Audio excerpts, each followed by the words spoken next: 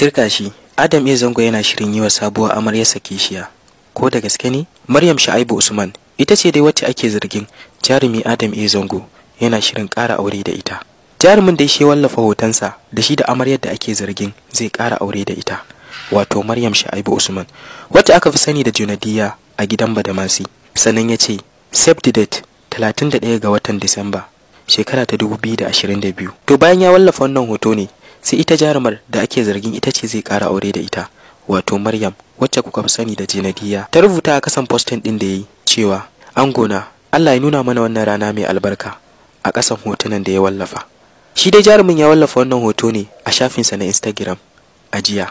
Wannan hoto dai da jarumin ya wallafa a shafinsa na Instagram ya jawo cece-kuce da dama, wanda wasu mutane da dama suke zargin cewa shin auren zai ƙara da gaske? Sai ku ci gaba da kasancewa da mu domin jin cikakken bayanin. Da alamu dai wasu daga cikin mutane sun baro jirgin shi wannan jarumi Adam A. Zango, ganin cewa gani ake kawai jarumin ya wallafa ne kamar yadda sauran jarumai suke yi idan suna da wani project da suke a kansa. Kamar misali, Ali Nuhu ya taɓa wallafa wani hotonsa da shi da wata jaruma wanda ake zargin cewa zai angwance da ita, sai daga baya kuma sai aka ga cewa wani shiri ne wanda aka yi domin a ja hankalin mutane akan wani gidan biki da Ibrahim Sharukan yake mamallakin wannan gidan biki, wanda sun wallafa wannan hoto ne domin kawai su ja hankalin jama'a don a tallata wannan gidan biki. Haka zalika Bashir Mai Shadda shi ma ya yi irin makamancin irin wannan a kwanakin baya kafin ma ya aure, wanda aka ga ya wallafa wani hoto tare da shi da Aisha Humaira, sannan shi ma ya zolayi mutane da nuna cewa kamar aurenta zai yi. Sai dai daga baya, bayan sati biyu kacal da wannan wallafa, Bashir Mai Shaddan ba auren Aisha Humairan zai ba, kawai su ma wani shiri ne nasu na daban, wanda sati biyu da ya wuce sai aka ga ainihin amaryar da zai aura, duk da dai ita ma a cikin masana'antar Kannywood take, wato Hassana Muhammad, wanda yanzu haka Bashir Mai Shadda da Hassana Muhammad suna zaman lafiya a gidan aurensu.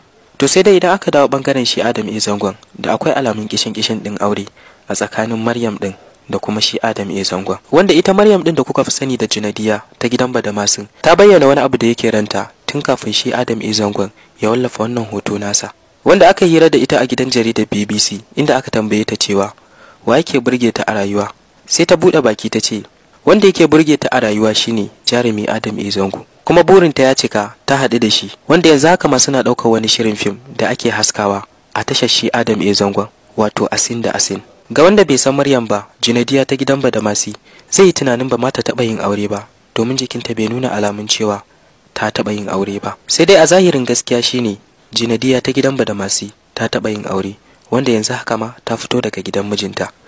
Ta ce ta fito ne ba wai dan tana so ba, sai dan dai haka Allah ya tsara. Yanzu haka dai Junadiya ta gidan Badamasi tana da ɗa guda ɗaya, wanda ta bayyana cewa shine idan ta tuna sai ta ji farin ciki a ranta domin cewa tana da ɗa.